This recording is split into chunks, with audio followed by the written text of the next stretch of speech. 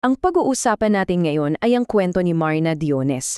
Isang kwento kung saan yung mga taong dapat sana nagpoprotekta sa atin, sila pa mismo ang naging mga halimaw. Isa itong napakabigat na krimen na talagang sumubok sa sistema ng hustisya dito sa Pilipinas. Saglit, isipin niyo to. Paano kung yung mga taong dapat mong takbuhan para humingi ng saklolo, sila pala yung kailangan mong takasan para mabuhay? Iyan yung nakakakilabot na tanong na nasa puso mismo ng kasong People versus Flores. Isang kaso na talaga namang gumimbal sa buong bansa noong 1992. Okay, so punta tayo sa Benguet, June 1992. Malamig ang klima, tahimik ang lugar, and para sa apat na magkakamag-anak na babae, nagsimula ang lahat bilang isang ordinaryong biyahe lang. Pero hindi nila alam, yung biyaheng yon pala ang magiging simula ng isang bangungot na hinding-hindi na nila malilimutan.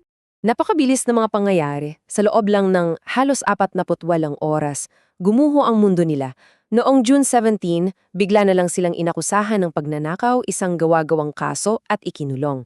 Mahigit isang araw silang nasa selda nang walang malinaw na dahilan.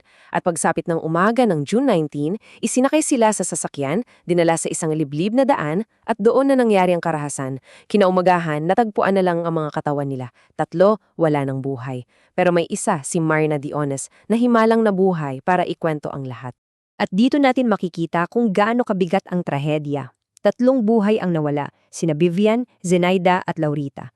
At isa lang ang nakaligtas, si Marna Diones. Yung paghingan niya, yung paglaban niya para mabuhay, yun ang naging hadlang para maging isang perpektong krimen ang lahat ng to. At dahil sa kanya, mula sa gitna ng kadiliman, dito na ngayon sisibol ang laban para sa hustisya. Ang buong kaso, ang pag-asa ng mga pamilya, lahat yan nakasalalay na sa mga alaala ng isang dalagitang puno ng trauma. Pero hindi ito basta-basta. Dumaan sa isang napakahigpit na proseso yung pagkilala ni Marna sa mga salarin. 3 beses, di lang 1 o 2, kundi 3 beses niyang itinuro ang mga gumawa sa kanila nito. Una, sa mga litrato, pangalawa, sa isang police lineup, at panghuli, sa harap mismo ng hukom at ng lahat sa korte. Bawat pagturo niya parang isang pako na lalong nagbaon sa mga kasinungalingan ng mga akusado. So dito na talaga yung naging sentro ng buong paglilitis. Isang dalagita laban sa 5 pulis. Ito yung laban ng kredibilidad. Kaninong kwento ang paniniwalaan? At dito na nagbanggaan yung dalawang version ng kwento. Sa isang banda, nandoon yung testimonya ng biktima, diretsyo, positibo at paulit-ulit niyang pinanindigan.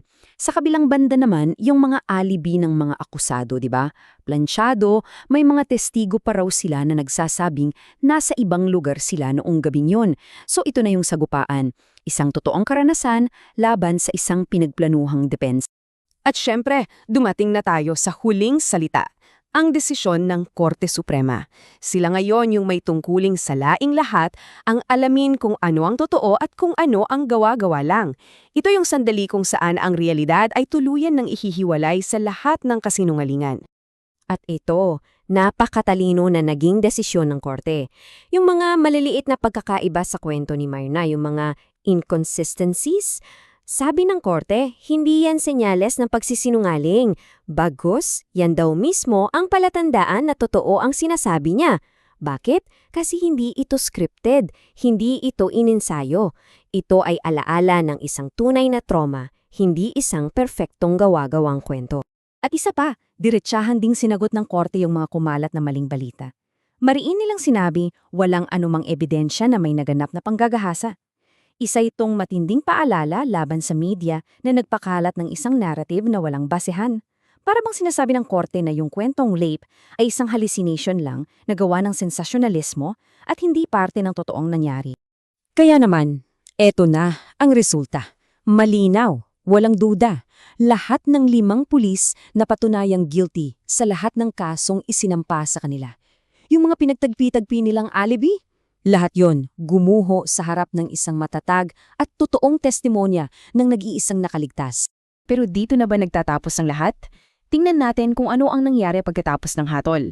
Kasi para sa isang survivor, ang hustisya ay hindi lang isang guilty verdict sa papel. Isa itong mahabang paglalakbay na kailangan niyang harapin habang buhay. 19 na taon, imagine, Halos 2 dekada ang lumipas, binalikan ulit ng media ang kwento ni Myrna Diones. Isa itong patunay sa kanyang pambihirang katatagan at sa walang kupas na epekto ng kanyang pagtindig para sa katotohanan. At dito tayo magtatapos sa isang tanong na sana ay baunin natin. Paano ba nagiging katotohanan ng kasaysayan ang isang napakasakit na katotohanan ng isang survivor?